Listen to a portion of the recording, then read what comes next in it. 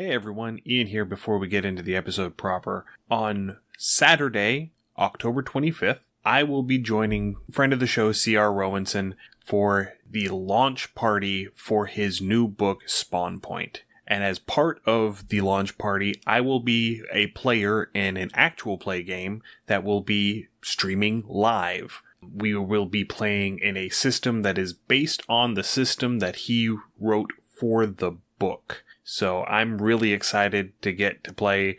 If you want to come and check out the list of events that's going to be happening that day, or to RSVP for email notifications, go ahead and head on over to crrowanson.com/launch.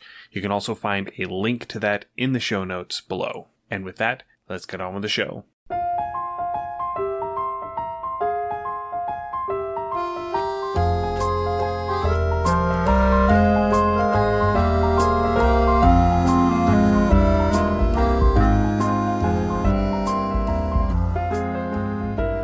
Welcome to Undercommon Taste. This is a podcast where we create and discuss homebrew content for tabletop RPGs. You should have read the fine print, my friend. You should have read the fine print.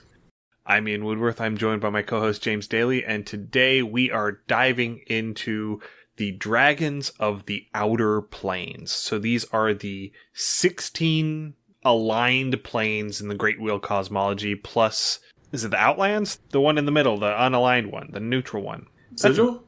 It's where Sigil is. Yeah, I think it's. I just know it's Sigil. That's the whole plane is Sigil. That's it. That's all. No, Sigil is a city within. Outland sounds correct because I think we made like some Outlander jokes at one point. Let's see here, doo.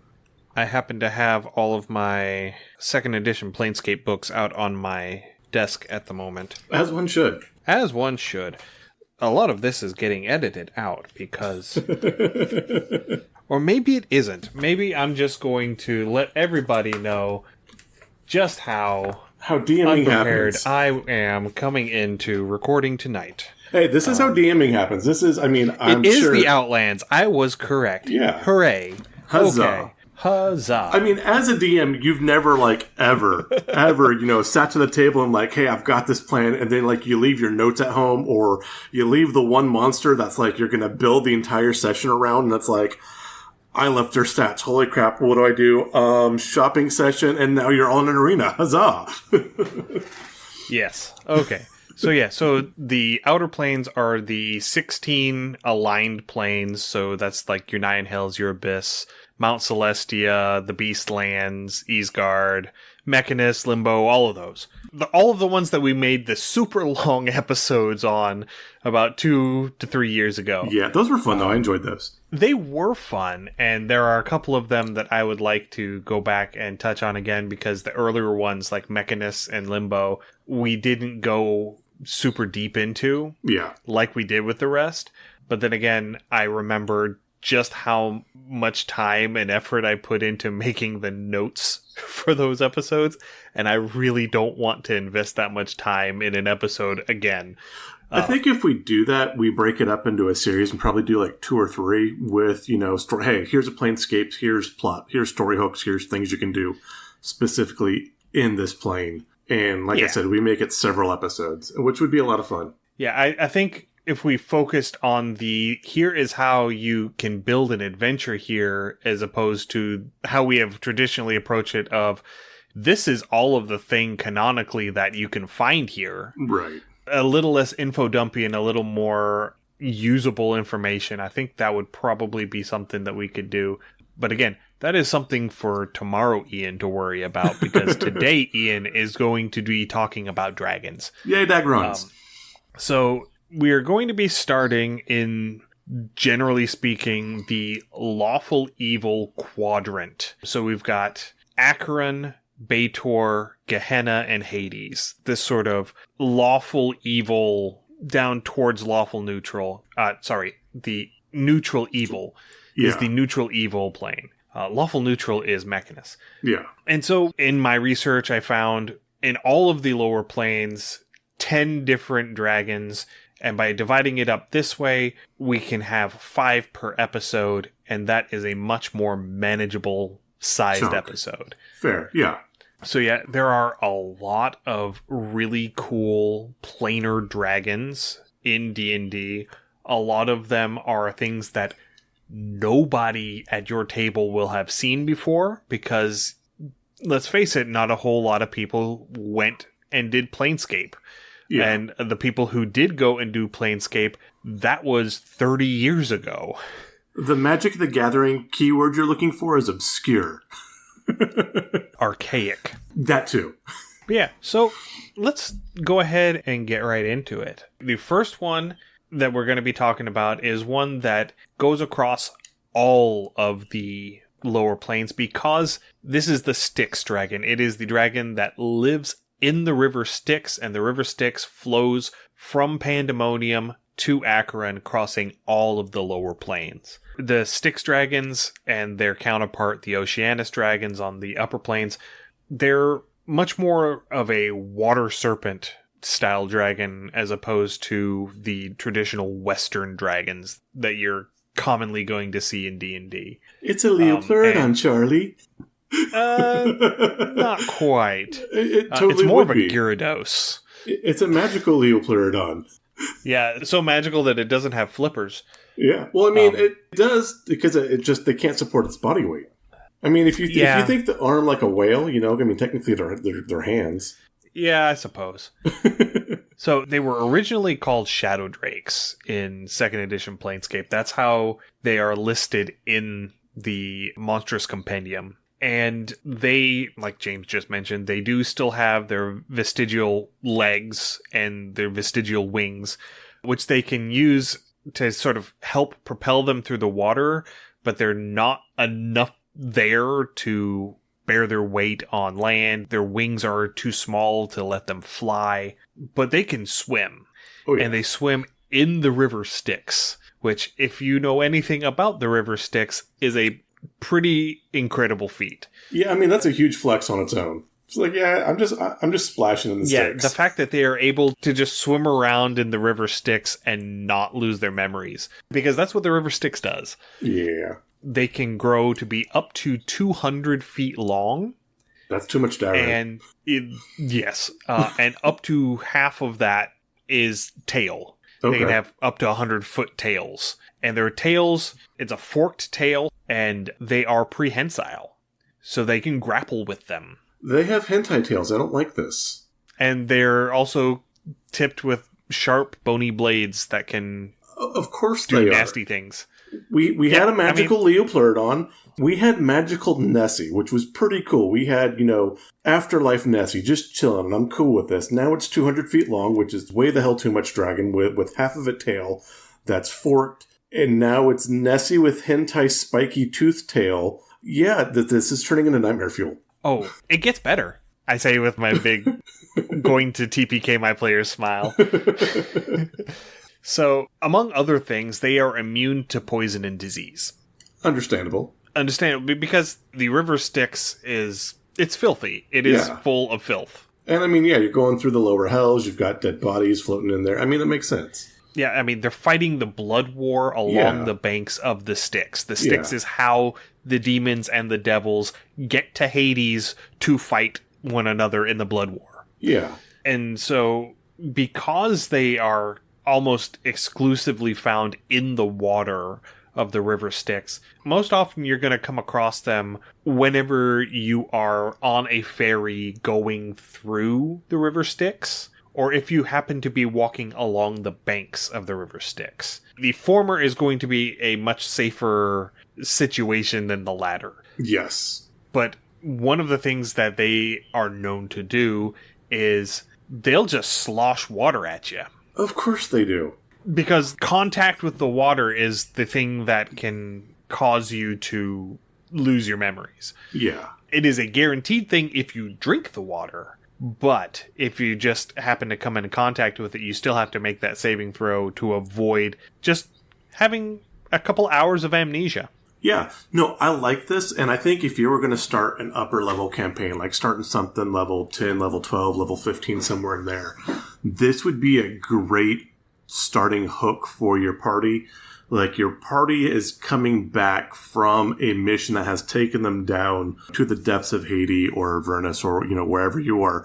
You are now riding the ferry with Charon back to the land of the living. You have paid your fee. You have already, your party has already done the legendary and the impossible. And on your way back to the land of the living, one of these Styx dragons has come up and just, done a whale belly flop and flooded the craft with water, and your party has lost, they have all their memories and skills, but they have lost all memory of what the hell they are doing. And now they have to remember what they were doing, what they're who they have to turn their mission into. They've angered various parties, they've helped various parties, and so they're going to come into everything with friends and enemies. They have no idea who they are. This would actually be a solid story hook, I think.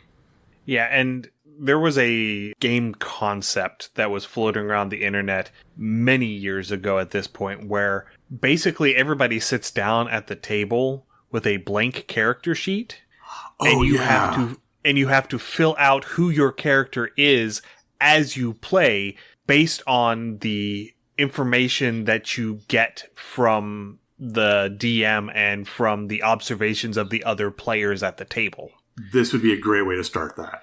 Yes, absolutely. This would be a perfect way to sort of incorporate that game concept mechanically. Yes. Because, as is pointed out in 2nd edition Planescape, the waters of the Styx would cause memory loss, but a successful save would cause you to forget only the previous 8 hours. Okay. While a failed save would be treated like the Feeble Mind spell. Which, the Feeble Mind spell is pretty nasty. Yeah. That's the one that drops your overall intel, right? Yes. Yes, okay. It drops your overall intelligence to 1. Yeah. And that is in the nice version in 5th edition. That's the polite version. Yeah. Yeah, Feeble Mind in 2nd edition was nasty. Yeah. And so one of the things that I found pertaining to this in particular is even if you succeeded on the save and you lost 8 hours, you would still retain your prepared spells if you were a spellcaster. But you might forget that you had prepared your spells. Right. Or, if you've been going long enough in the day, you might forget that you have already cast those prepared spells. Oh, that would be a good misdirection for, again, starting where the party only knows what they have through. And so, you've cast all but 2 of your first level spells, for that day. So you're starting, so your character, you're hey, I'm a wizard, but I've got to be 1st or 2nd level because I only have 2 first level spells, right? Yeah. Yeah, that would be something to really sort of, that's an interesting approach. I'm glad that I thought of that. Because, it's going to show up on the table. if we can ever actually get everybody back to the table. Right. Because scheduling is the main villain of any D&D campaign. Absolutely. Anyway, let's step away from that for a second and let's finish talking about the dragon itself. Because they have a breath weapon, as all good dragons do. And their breath weapon is acidic goo. Okay. I like it. So it's less of a breath weapon and more of just hawking a loogie. They sneeze on you. Okay. Yeah, basically. So it is a 3-foot by 30-foot cone, but the damage that it deals is lingering. So it deals full damage on the first round, half damage on the second round, and quarter damage on the third round. Okay.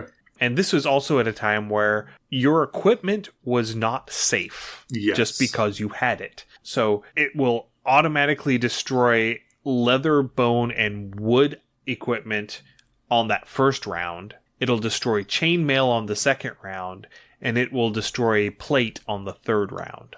That really is a mechanic that I find missing from 5th edition is armor and weapon wear and tear. Especially if you have the skill, you have smithing tools or mend or things like that, where it could make those really useful.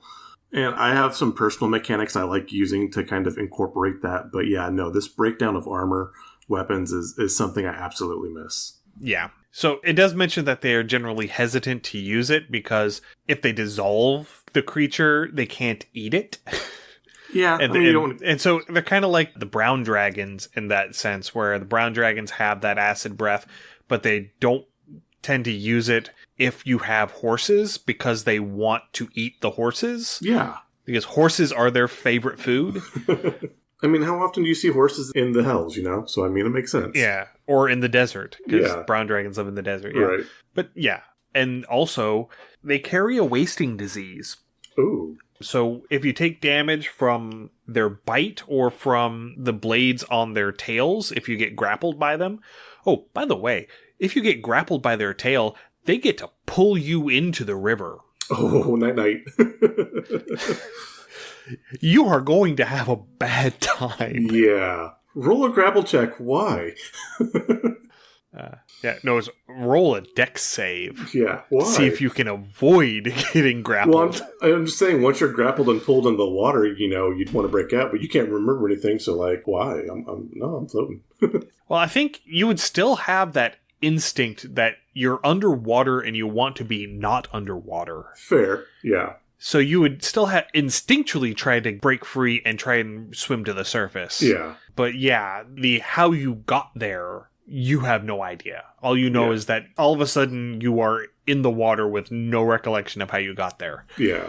Which is hugely terrifying in ways that I don't really feel like comprehending right now. But getting back on topic, if you get bit or you get hit by the tail lash, so if you get hit by the blades on the tail, you have a 50% chance of picking up magical gangrene. Ew. The incubation period is 3d8 hours, so 3 to 24 hours, and it is fatal after d4 times 12 hours if not treated with cure disease or neutralize poison. That can suck really fast. Anyone who is under the effects of this gangrene, all non-magical healing checks made on their person are done at a -4 penalty, and all magical healing they receive is halved. Yeah, that's nasty. That nasty. It is. Yeah, so I think one of the things that I would really find interesting with regards to a Styx dragon would be like one of these adventures where you have the cult of the dragon running around and you're in a port town like Waterdeep. Okay. And like a group of cultists actually summon a Styx dragon into the harbor. I could see that, because, that would take away all of obviously the River Styx part of it, which would, right. Would be about the only way. Otherwise, this is a plot device and not an actual encounter that your party could have a hope to survive. Right, yeah. And it does mention in the entry in the book that they cannot be negotiated with because they do not respect anything weaker than them, and they inherently avoid contact with anything that they perceive to be stronger than them. There is a wisdom in that, and I like it. They are intelligent creatures, and so they should interact intelligently with their surroundings. Yeah. But just thinking the Cult of the Dragon summoning a great worm Styx dragon, a 200-foot long dragon just suddenly appears in the harbor and just starts shredding ships. Yeah. And plucking sailors off the docks and, just causing absolute mayhem. And given personality and temperament, the fact that these weak vessels have pulled it from its domain, it's gonna be pissed. Yeah.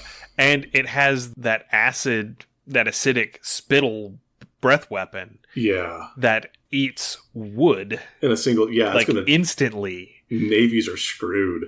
Oh, yeah. Oh, I like it. It's going to dissolve ships. Yeah. It's going to dissolve entire ports. Oh, yeah. Oh, I like it. Yeah. It would take it a while because, it is a 3x30 cone. Yeah. It's a very narrow, very short cone. But that is more than enough. Do you do that at the waterline on a major, ship of the line? Yeah. They're not patching that hole. No, but that's what I'm saying is, yes, this is going to take a while. If your party is there in combat, it's going to, quote, quote, take several turns. Because, you can basically sink a ship in a turn or two. Or at least, critically damage to the point where it couldn't be salvaged in a turn or two. But again, this would be for a very high level party, but they get there and understanding that they were not able to stop the cult because maybe that was the initial thing, is to stop the cult. They couldn't do it. The cult summoned this dragon. It probably wasn't what they expected. And now you have to defeat this dragon, or like all sea travel is gone forever, and anything by the ocean is gone forever because this thing ain't going away on its own. No, and then, add on to that the fact that it has this diseased bite. It carries this disease on its tail blades. Anyone that gets wounded by this thing and gets away is still at very serious risk of succumbing to the dragon and just dying very slowly and painfully far away from it. Yeah. If you wanted to build this up even further and make this dragon like the big bad boss of the campaign, which it very well could be, again, your party could be coming in and maybe like there is rumors that this port city has come under the grasp or the influence of like necromancers or stuff. So you get there and obviously there are ranks and ranks of undead because, necromancers would probably take up the opportunity of so much dead and disease there that they can just make use of, basically free resources. And so they've set up and are driving stuff out. But the source of everything is the chaos caused by this dragon. And so you've got this dragon that is destroying ships. It's making people sick. Perhaps, just the dying bodies in the streets has caused a plague. And so now you've got this spreading plague. And then you've got some necromancers throwing in on top of that because, again, chaos woohoo. And you're going through, and it's just like concentric circles of like, well, this happened because this happened because this happened because Dagron. Right. And, I mean, even if you don't want to get quite that granular with the city of it, what you could end up having is a situation as a quest hook of, hey, we haven't heard from this port in a few weeks. There haven't been any ships coming from that port for a few weeks. We should really go and send somebody out there to check that out and see what in the world is happening over there, because that's not normal. Yeah, that wine shipment's past due. And so that would be a great way to get a party into a situation where one of these dragons is present. Because, frankly, they fill the same niche as, like, a Leviathan. They really do, yeah. Yeah, they are massive sea monsters, effectively. And the fact that they live in a river, typically, shouldn't discourage you from using them as sea monsters. Yeah. Though, if you had them, like, even, like, taking D&D and, like, if they were up and down, like, the River Danube or the Rhine or something like that, and they were taking out, like, a large continental, or, like, the Mississippi, and they were taking out a large continental river, that would be an interesting take on it as well. Yes, it would. Okay. Nice. I like it. I think that's enough of the Styx Dragon for the moment. Yeah, there's a ton of potential in that one. I like it. There is. Next, we're going to go to one that we have discussed a little bit at length before. This is the Rust Dragon. And Rust Dragons are one of my personal favorites. I absolutely adore the concept of the Rust Dragon.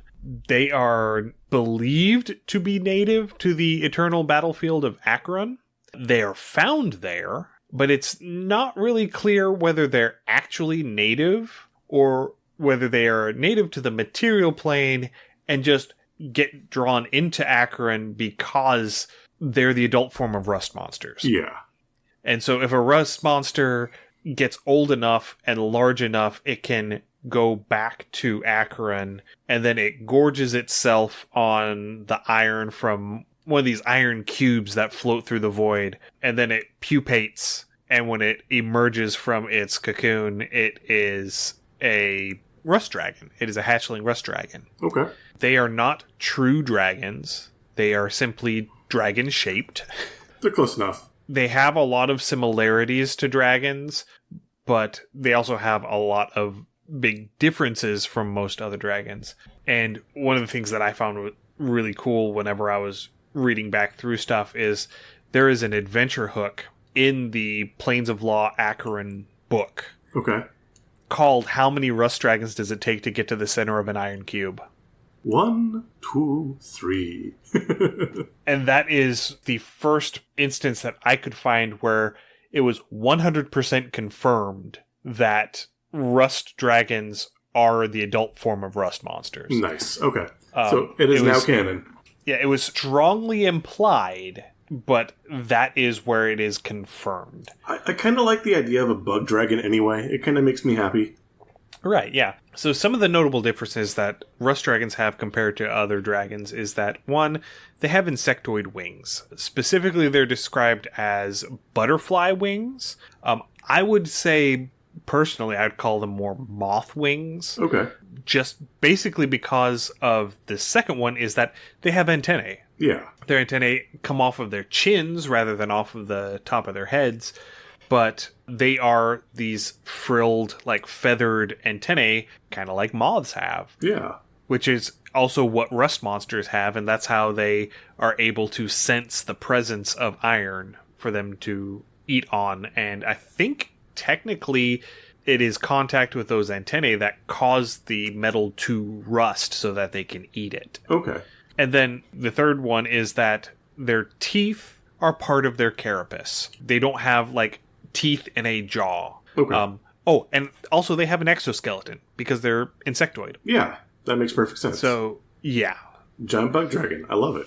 And while they are commonly depicted as these rust-colored, this sort of reddish-brown iron oxide rust-colored dragons, according to their entry in one of the Planescape books, I can't remember which one, they end up actually not having a set defined sort of physical appearance framework. And a lot of them take on kind of the appearance of different metallic dragons. Okay. So, like, they can be sort of copper dragon shaped, and if they are, then their rust that they have on them actually takes on the tint of verdigris, so that greenish, bluish color. Okay.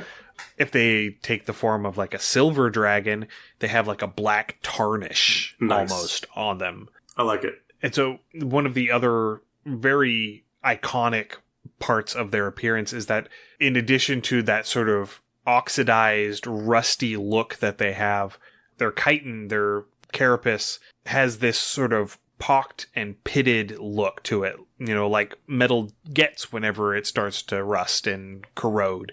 But it is very specifically laid out that these pits are not structural weak points in the carapace.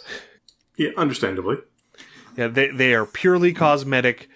You're not going to get any sort of bonus by hitting them there. Okay.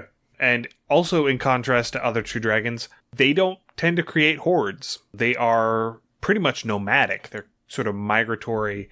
Like a really old one, a great worm, might keep a few gems around, but generally speaking, the only things that they collect are iron, steel, and magic. Well, that's and food. they use them for food and defense. Okay, yeah. You know, because they are not true dragons, and so they don't have innate spell casting like other dragons do. So they have to find like spell scrolls or magic items to use magical abilities. Now, imagining summoning a swarm of these like locusts on Mechanus. Yeah, that would be nasty. Yeah, that makes my evil druid heart happy. I mean, the thing that I am really keen on, and it's only at the forefront of my mind because of the current season of Tale of the Manticore, where we have Fim, who is the character that I voice, and the gnome, I think it's a gnome, that he is in the tower with, going around in this iron tower that disappears and reappears at different points in the plot line. Imagine having to get into one of those, you know, summoned iron wizard towers, because it is a spell. Yeah. It is an older spell that conjures this tower made out of iron. Imagine you have to get into there, and you can't get into there because it is a magical tower that is magically sealed and all that. And you just summon a rust dragon or two. Just chew a hole through the top. It's like a gingerbread house. It's like, hey, if you can get me inside, you can have the rest. Yeah, good deal. I'll take it. And so, rust dragons do have breath weapons. The first one is a line of acid. It's just a very simple line of acid, you know, full damage on a fail, half damage on a save. And the second one is really cool. It is an oxidizing gas. Yeah, so I like that one so much better. Yeah, and it's on the same sort of lines as the acid spittle breath that the Styx dragon has. So any metal caught in a 75-foot cone must make a save or be disintegrated. Nice. Magic items get a bonus on this saving throw, but everything metal in that cone is save or crumble away to rust. Nice. And again, going this a wicked druid, I could see a wicked druid sitting there and getting, like I said, a small swarm of these to do it. Because again, they're going to be wearing wood and leather and hide. It wouldn't affect them. Oh, yes. So yeah. This makes my blighter heart happy. Honestly, I can see somebody summoning a couple of these in Sharn, in Eberron. Yeah. As a way to combat an approaching army of Warforged. Oh, God. I was just thinking that would ruin so many characters. Yeah. Oh. Nice. That's vile, but I love it.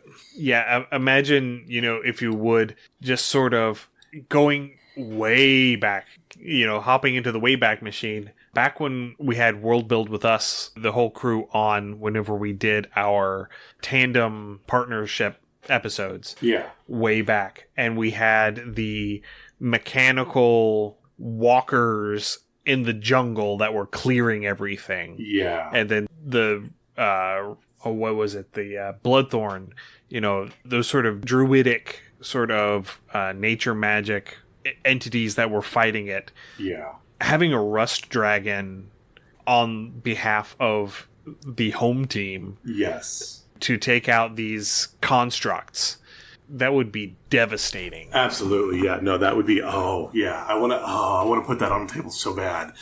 Oh, I need it. Yeah, and just think of the chaos that would ensue if you just summoned a rust dragon into the middle of a city. Yeah, whole economy's just wiped out. Oh yeah, especially the more magically inclined, like the higher tech cities, because a lot of them are using metal as the basis for all of their construction. Yeah. There's not a whole lot of organics involved in all of that, typically. Yeah. And so, yeah, a single rust dragon in a city would be catastrophic. Absolutely. Yeah, because a lot of people, when they picture their quote-quote magically advanced, the brain tends to lean towards steampunk. Which, I mean, makes sense. And yeah, absolute havoc. I mean, it would absolutely tear everything apart, which is kind of wonderful. It would be a good way to reset everything. I think that would be a good world reset, almost, much like a nuclear weapon would be for us, and then the Rust Dragon showed up. Yeah, and even, because a lot of them are also sort of a crystal punk kind of vibe, because very common themes are these arcane crystals that are used to power everything. But what are these arcane crystals suspended in? Metal cages. Yeah. Metal Faraday cages, basically, that contain the crystals and mount them into things and conduct the arcane energy from the crystal into the things that it's powering. Yeah, and I mean, even if you What happens when that filigree cage goes away? Yeah, you absolutely. release all of that arcane energy haphazardly throughout the entire system. Yes. The other thing, too, is, I mean, yeah, you have these giant, magical crystals. These are crunch berries to these things, so they're just going to come through to chomp on them anyway. They're not really big on crystals. They want metal. I thought they ate magic as well. No. Oh, okay. I thought they also consumed magic. No, they collect magic because they have no innate magical abilities themselves. Okay, gotcha. But because they are intelligent enough to use magic. Okay, fair. Yeah, I mean, like I said, this would wreck a steampunk civilization as well, and I really... Oh, yeah. Again, this would be the world-changing plot device very easily. Yeah, I mean, if you're playing a game in Eberron, Rust Dragons are Cataclysm-level entities. Yes. Or have the potential to be that powerful. So far, we're 2 for 2 for World Enders. So, next on the list are Hellfire Worms. These are ones that I've always wanted to use. I've found it for the first time in Monster Manual 2 in 3.5. They are native to the 9 hells of Baator, but they're typically found on the material plane. Okay. And this might offend a few people, but they're basically the Heritage Foundation. Oh, nice. Okay.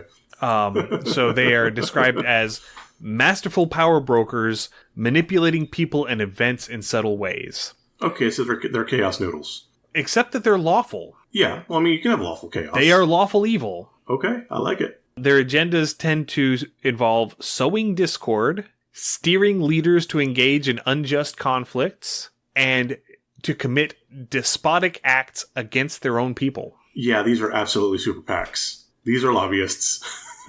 Yeah, these are the billionaires. Yeah. They are the billionaire class. Yeah. Because they use their wealth, knowledge, and persuasive abilities to entrench themselves into regional politics and will often assume multiple identities to peddle influence in multiple kingdoms at the same time. They're not world enders, they're just assholes. And so their preferred form, because they are able to shapeshift, their preferred form is that of a charismatic tiefling. Their ability lets them transform into a tiefling or into basically any devil. Okay. But yeah, obviously they're going to take the form of a tiefling whenever they're interacting with other humanoids. And they're known to assassinate anyone who discovers their true identity. Well, I mean, they might see the man behind the curtain. They have to keep up the facade. Yeah, totally. Yeah, I hate these things. They're evil. Oh, yeah. They are lawful evil. Oh, these are bastards. They are from the plane of lawful evil. Yeah. Yeah. So they're certainly fiery in nature. They are fire dragons. They have the immunity to fire, the vulnerability to cold, just like red dragons do. But they don't seem to actually be linked in lineage to red dragons in any way. Interesting. At least not that I was able to find. Okay. They may have initially come from red dragons. The fact that Tiamat is imprisoned on the first level of Baator suggests very strongly that she had a substantial influence in the creation of these dragons. Understandable, yeah. And she is the goddess of chromatic dragons, so red dragons are in that oeuvre, and so they are probably linked at that sort of common ancestry, or that common origin. Okay. Chromatic, not chromatic. Yeah. So they are covered in these long, bony spines. So they're just running all the way down from the base of their skull, all the way down to the tip of their tail, along their spine ridge.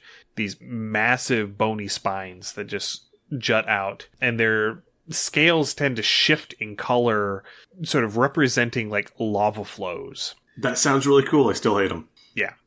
They have this constant wisps of smoke that sort of emanate from them, and they have that constant stench of brimstone on them as well. Because, again, they are creatures of the 9 hells. Yeah. So you have to have all of those sort of... all the thematic elements. Yes, absolutely.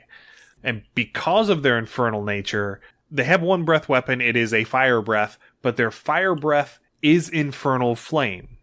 And because it is infernal flame and not just fire, half of the damage of that breath weapon ignores fire resistance. Ooh, okay. So if you have fire resistance, you're taking 3/4 damage and not half damage. Now, is that considered a magical fire, or is it still a natural fire, just infernal? It is not specified that it is magical for the purposes of overcoming resistance. Okay.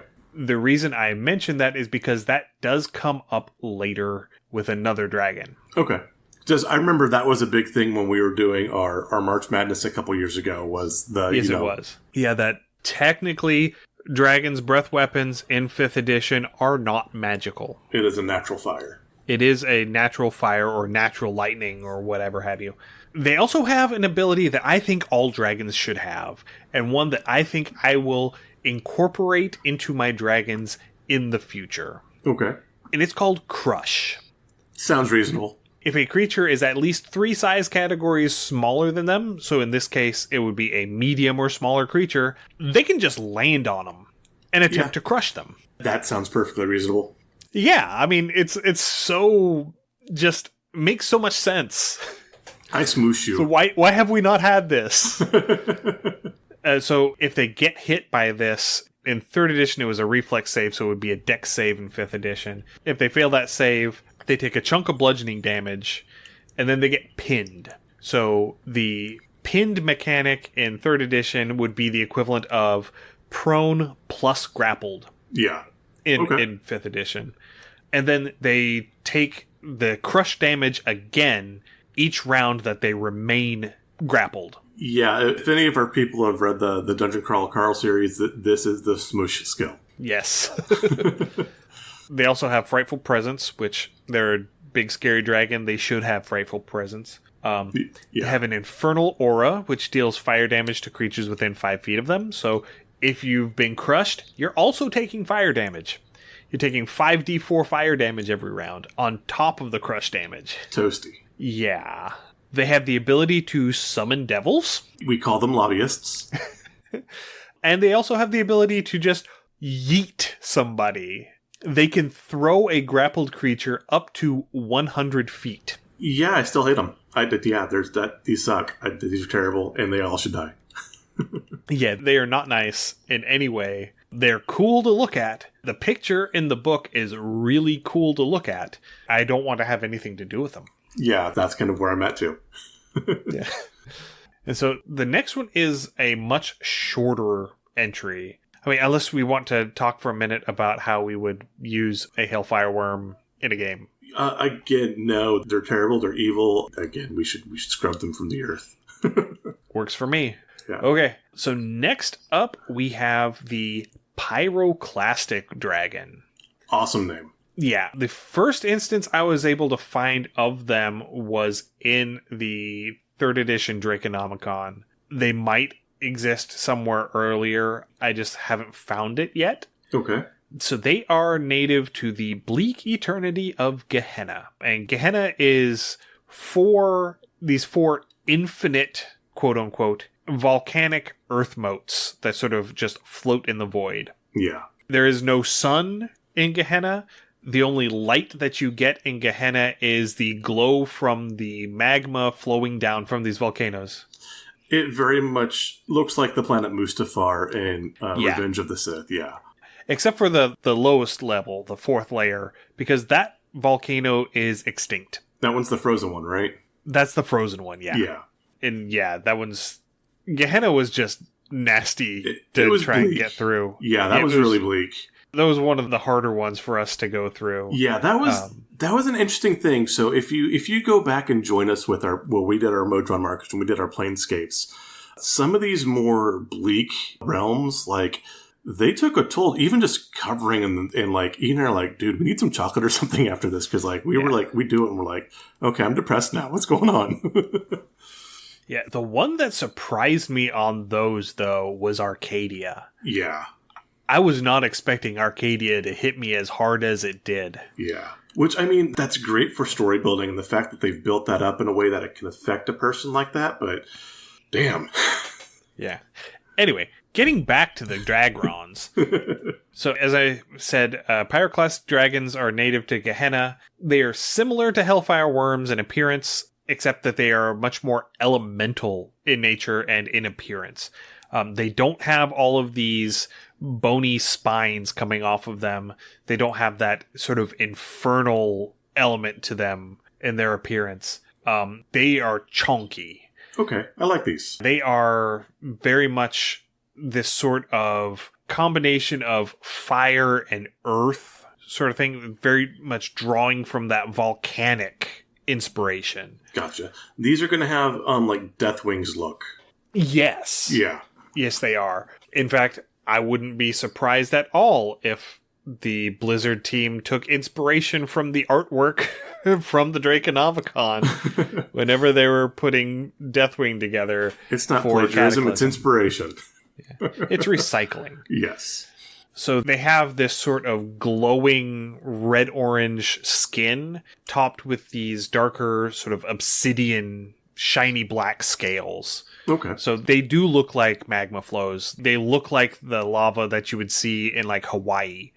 where it's that glow with a black volcanic rock over it. Okay, now going back to the Fellowship of the Ring, where they see the Balrog. While the Balrog was very bright and flashy looking, which I get because it was great for cinema, I would prefer to see the Balrog look something more like this, where you have points of its flesh cooling and reheating, and you got this like magma circulating through it. Yeah, and to add to that effect, which it is something that you would get with the Balrog from the Lord of the Rings movie, because the Balrog's wings were like smoke, right?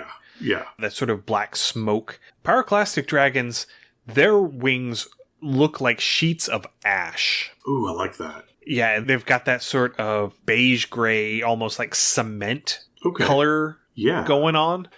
And they look like they're insubstantial, but they absolutely capable of lifting this dragon off the ground and having it fly completely normally. Nice. Yeah, I would like to see one of these. These are much better than the previous entry, who will remain unnamed.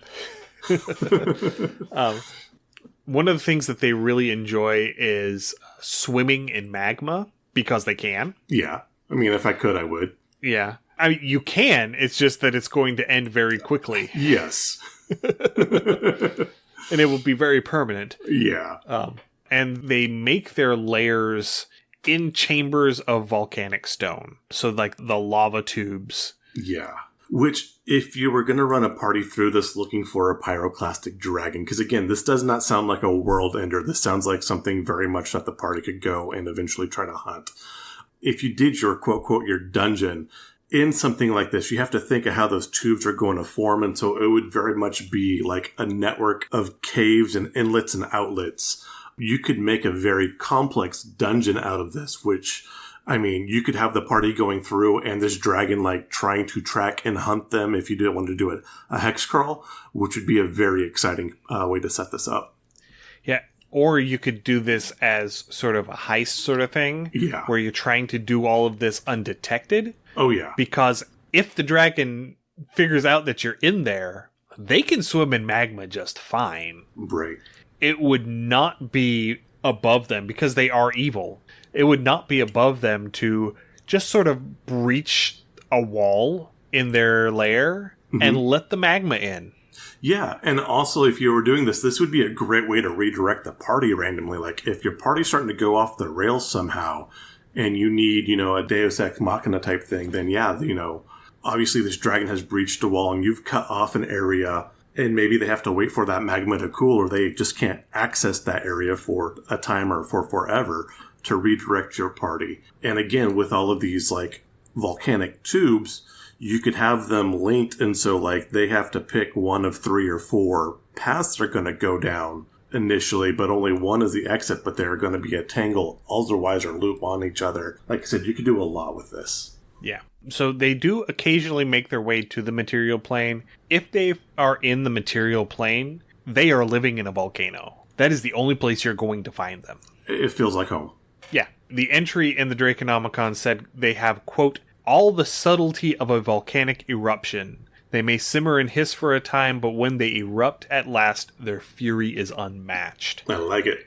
Yeah, they have the whole vibe of no nonsense. I am here, and you will soon not be. Yeah. I'm gonna pet that dog. Yeah. So they have 2 breath weapons, both of which are considered magical for the purposes of overcoming resistances. Yay!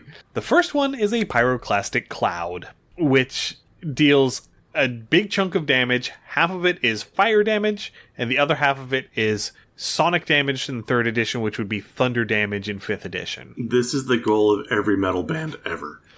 Yeah. And then the other one is a line of disintegration. They basically have disintegrate as a breath weapon. Nice. The targets who save are unaffected. The targets who fail crumble away to ash. Good old-fashioned save or die. Yep. I like it. Yeah, and that's about it. I couldn't find them in an earlier edition. I'm sure that they probably are in an earlier edition, but that was the first entry and really the only official entry that I was able to find for the Pyroclastic Dragon was in the Draconomicon. Okay. And that's about all there is to them. Nice. They're just fiery, chonky boys. Yeah, I mean, these are awesome. They're very straightforward. Yeah. No, I mean, I would like to see one of these on the table. And these are very accessible. Like I said, these aren't world enders. These aren't like plot devices. This is absolutely something the party could go and earn some XP with. All right. That brings us to our last dragon of tonight. And dum, dum, dum. This is the one that I was wrapping up my notes on this one whenever James and I got on the call to start recording tonight. And this has got to be the most metal dragon that I have ever encountered in D&D. I kind of want to do a 3D model of this one. So this is the Gloom Dragon, and Gloom Dragons are native to the Grey Wastes of Hades. Okay. They were first published in Dragon issue number 344. So that was like 2007, 2008, I think. Okay. So fairly modern. Yeah, they are a fairly new entry compared to all the other ones. And despite appearing undead, they're not actually undead. They don't want to go on the cart. They're just the representation of the apathetic loss of hope that just sort of pervades all of Hades. We're tipping from metal to emo. We're getting there, but bear with us. Yeah, bear with us. We come back. We come back. That is one of the things about Hades, is that all of the color slowly drains out of everything, and everything shifts slowly to grayscale, and you get this sort of lethargy and apathy, and you lose all of your passion. Hades was another one of those very difficult episodes to do. It was. So the cool thing about Gloom Dragons is that they have these plates that grow out of their spine that are shaped like tombstones, which bear the epitaphs of the victims they have eaten. And it's got to be some snarky, super sarcastic epitaph. It has to be. I mean, it can be. Yeah. I'm not writing all that snark, but you do you. And they are very unique in their appearance. Not just because they have literal tombstones growing out of their back, but because their head is not the common... It is not what you picture in your brain whenever you hear dragon. It's not the reptilian draconic. No. Yeah.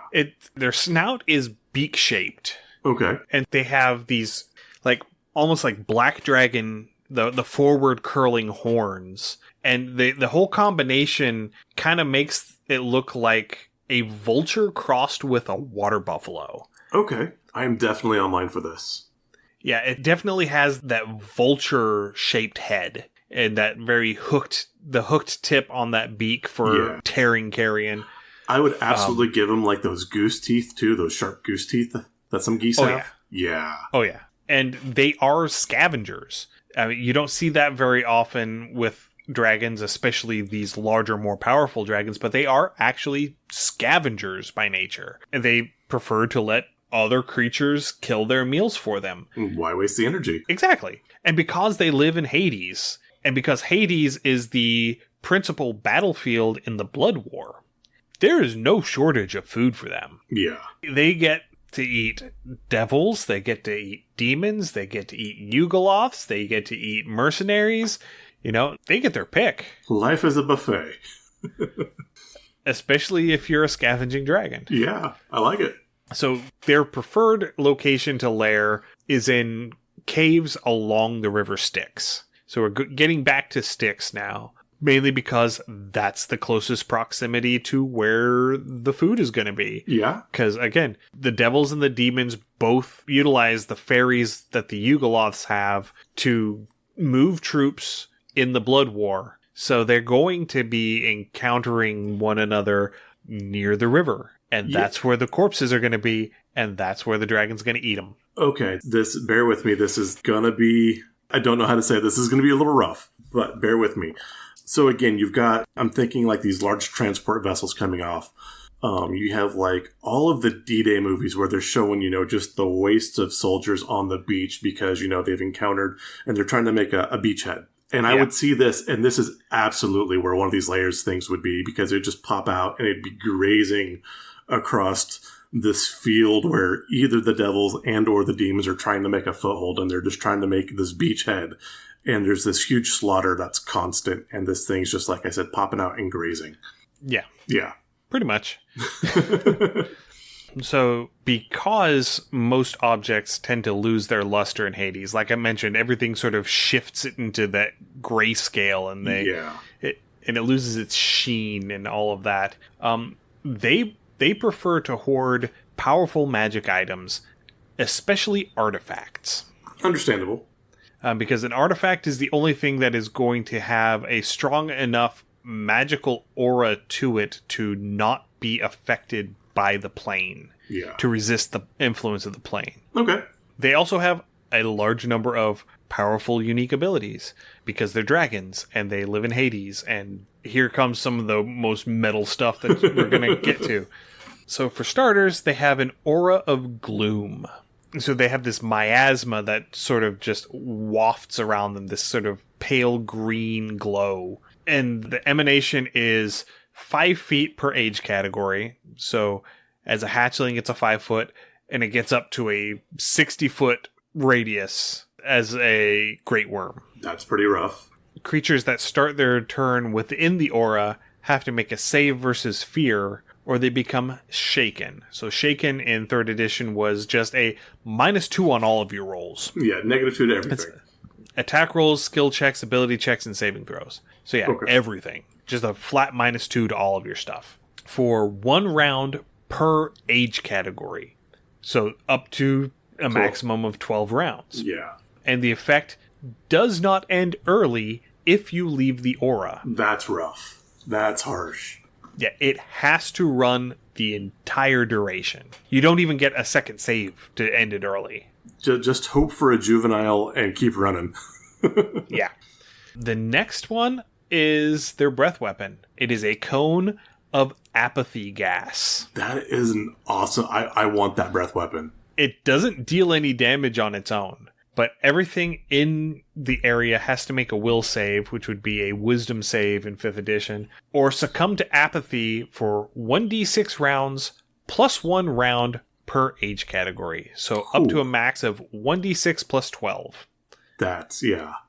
Apathetic creatures are helpless, they take no action, and they do not defend themselves. That means that any attacks made against them are automatic critical hits. Ooh. And now you do the crush. And if an apathetic creature takes damage, they get to repeat the saving throw. Okay. That's how that one works. Okay. No, I mean, that is a brutal breath weapon. I mean, that basically stun locks the party. Yes. And, you know, if you have one person that resists and the rest of the party fails, then that one person has to go around and smack all of his teammates. Yeah. It's that slapping them in the face to get them to snap out of it. You know? So far with this, I think it would be really interesting, again, if you wanted to put these on the board, because these are brutal. These are definitely going to be for higher levels, but even if you were 7, 8, 9, 10, 11, 12-ish, and you come across or you have to fight a clutch of hatchlings or a clutch of wormlings. So, you know, they've got 1 or 2 age levels on them, but there's like 3, 4, 5 of these things. So again, that aura is not going to do a lot because it'll wear off in 1 or 2 rounds, but there's a lot of them. Same thing with that breath weapon. There's a lot you have to deal with all at once. Doing, like I said, a wide board versus a tall board with these would actually be a very exciting fight. Yeah. Doing it as like an adult and their clutch. Oh, yeah. That definitely would be. So the adult would be like the boss. Yeah. And the clutch would be the minions surrounding the boss. Okay. Depending on how old the adult was, though, I mean, that might be like still not quite a worm. Ooh, no, yeah. I mean, so an adult would be 4. I think adult is 6 in the 3rd edition one. It's hatchling, wormling, juvenile, adult, I think. In 5th edition, yes. Okay. In 3rd edition, it's wormling, very young, juvenile, young adult, adult. So adult is number 6. What would be the CR on this thing? So the CR on an adult Gloom Dragon. They also have spell resistance. I missed that. Of course, yeah, just because. So an adult, that doesn't seem right. An adult Gloom Dragon is CR 11. Yeah, that makes sense. Again, I guess it is 3rd edition. So yeah, it's 3rd edition. So. You've got that huge aura, and you've got that breath weapon. I'm sure that's a 15 or 16 wisdom save for the apathy. So for the breath weapon, DC 25. Yeah, you're not saving that. But I mean, again, that's a 3rd edition. Yeah. So that would be the equivalent of like a DC 16 in 5th edition with bounded accuracy, thereabouts. Maybe. Still, Yeah, it would be in that ballpark, DC 16. Yeah. So, which I think is reasonable for a CR11. Yeah, that is reasonable. But again, that's an adult could squish a party pretty easily. So I think an adult with a bunch of wormlings on top of it might be, unless you were high level or had a huge party, might be too much. Right. Yeah. Yeah, no, I agree. Yeah. But very fun. I want to do it. Let's do it. Yes. Let's do it. Yes. This is where Fireball is the answer. Yes, we have a Halloween game. Let's do it. Yeah, you nuke it from orbit. Yeah, it's the only way to be sure. All right, so 2 more things on this one before we wrap up. The next one, the super metal one, is that they have something called eternal consumption. Yes. So when they eat the corpse of a creature that is at least 2 sizes smaller, a new tombstone grows on their back.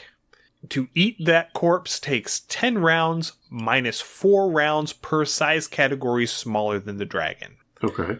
So to a minimum of 1 round. So it would take an action to eat the corpse Chop. of a creature. Any creature eaten in this way can only be resurrected by a wish or a miracle spell, a carefully worded wish or miracle spell. And miracle was the cleric equivalent of wish in 3rd edition. Yeah.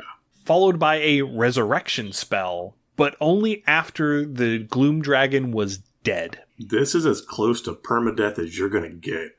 Yeah. You get knocked to 0 and eaten by a Gloom Dragon, you just go ahead and just roll up. Yeah, roll up a new character, because the sequence of events required to bring your character back from the dead is not happening. Probably not. What level is Resurrection? Is that? I think it is a 7th level spell. Yeah. I know it's a 7th level spell in 5th edition, because True Resurrection is a 9th level spell. Yeah, you gotta cast a 9th level spell and a 7th level spell after slaying the dragon. Yeah, after killing this dragon. Now, with that in mind, that would be the adventure hook. Yeah. Is that there was some adventurer that got eaten by a Gloom Dragon, and we really need them for this thing. And you've got 2 scrolls? Yeah. Okay. And so this would be that high level, that 18, 19, 20 level adventure group. This would be that high level campaign group. Yes. Do you know what would be absolutely evil? What? They sit there, they get there, they slay the Gloom Dragon, they're getting ready to cast their spells, and then they get splashed by the Styx Dragon. And they forget why they're there. That would be bad. They are within close proximity of the river. Like, hey, I've got these 2... I've got a wish scroll? Holy crap. And you have no idea why you have it, you just have a wish scroll in your hand. Yeah. That would be like if we were to do a 20th level one-shot. Yeah. That would be how we ended it. Yes. Is you finish all of the combat and you're getting ready, and then the river happens. Yes. Oh, God. And you forget why you were there. Oh, that'd be a hell of an ending. Ooh. All right. And then one last thing for the Gloom Dragon before we wrap up. They have something called a wasting bite. So, in addition to taking normal bite damage, if you get hit by the Gloom Dragon's bite attack, you have to succeed on a Fortitude save or Constitution save in 5e, or contract Grey Wasting. Ooh. And Grey Wasting deals 1d4 points of Charisma Drain. Bye-bye. That kind of reminds me of, like, if I recall correctly, it kind of reminds me of the Grey Scale from the Ice and Fire books. It kind of like, was that like solid / goopy, like open weeping sore type thing. Yeah, it does have that sort of vibe going on with it. Yeah. But yeah, the image, because you can find scans of Dragon Magazine 344 online, and the image of the Gloom Dragon in that magazine is really cool looking. And I'm looking this up now. It's on page 26, I think. 36, sorry. Page 36. I saw one that just made it like a chunk chibi looking thing. No, this one is very much gaunt. It looks like a scavenger. Ooh, okay. Yes. Yeah, I like this thing. That looks like, what is that? Oh, that looks like something else. I can't think of the creature. It kind of looks like some of the creatures from Dark Crystal almost. But Yeah, the Skeksis. Yeah, that's exactly what I was thinking of. Yes. Yeah, that was my first thought too. Is like it is evocative of the Skeksis. Okay, yeah, I love this thing. Oh, that's awesome. Okay. All right, so that's pretty much going to wrap us up for tonight. That is the first 5 planar dragons that we're going to be talking about. I am looking forward to the next episode. There's one in Carcerai, there's one in Pandemonium, and there's 3 in the Abyss. Huzzah. Because of course there is. Chaos, woohoo. So, thank you everybody for joining us tonight. If you have any comments, suggestions, or ideas, please send us an email, undercommontaste@gmail.com, or you can come join us on our Discord. You can find a link to the Discord on our website, undercommontaste.com. I need to get some moderation going on because we've had a couple of spammers showing up lately. Yeah. And I need to nip that in the bud before it gets bad. Yeah. Anyway, through our website, you can also find links to our Patreon, patreon.com/undercommontaste, and our itch page, undercommontaste.itch.io. This is your first time listening. We're very happy you found us. You can find our other deep dives onto dragons, as well as our other homebrews, our planescapes, all of our past episodes. Just search Under Common Taste on your podcatcher of choice, and we'll pop right on up. As always, give us a rating and review. This helps increase our visibility and lets us know what kind of content you want to hear. I'm still trying to decide if we're going to do another dragon episode for next time, because we do have another actual play in the works for Halloween. It is a spooky one-shot. We are going to be playing Wraithhound by Caesar Capacle, and it is a sort of a ghost hunter solo game, and I think is going to be really cool. Yeah, looks like it's going to be fun. It is certainly going to be more cinematic than Reap was. I don't think we did a very good job of making our Reap playthrough cinematic. Yeah, but I mean, I enjoyed it, though. It was a lot of fun. Oh, it was fun. It was a lot of fun to play. I don't know how much fun it was to listen to. Fair. So this one should be a little more cinematic by its design. And yeah, I am really looking forward to playing that because James is going to be in charge of running it, and I am going to get to play and neener. Say it with me, chaos, woohoo. Indeed. I'm still trying to decide. I think, looking at my calendar, no, I think we're going to be doing Wraithhound next because the next episode will be in November already. Yeah. After that one. So, yeah. So we're going to do Wraithhound next time, and then we'll be back with the other evil planar dragons. Perfect. After that. So stay safe, everyone, and we will see you again in 2 weeks. Happy gaming. Thanks for joining us for another episode of Under Common Taste. Our theme song is Massacre Anne, written and performed by Mary Kroll and used with permission. You can find Mary online at marykroll.bandcamp.com or on Patreon at patreon.com/Dr. Mary C. Kroll. Our logo is by David Sutherland. You can find more of David's work on deviantart.com/David Sutherland or on instagram.com/Willex_73. We'll be back in 2 weeks, so stay safe, and we'll see you then.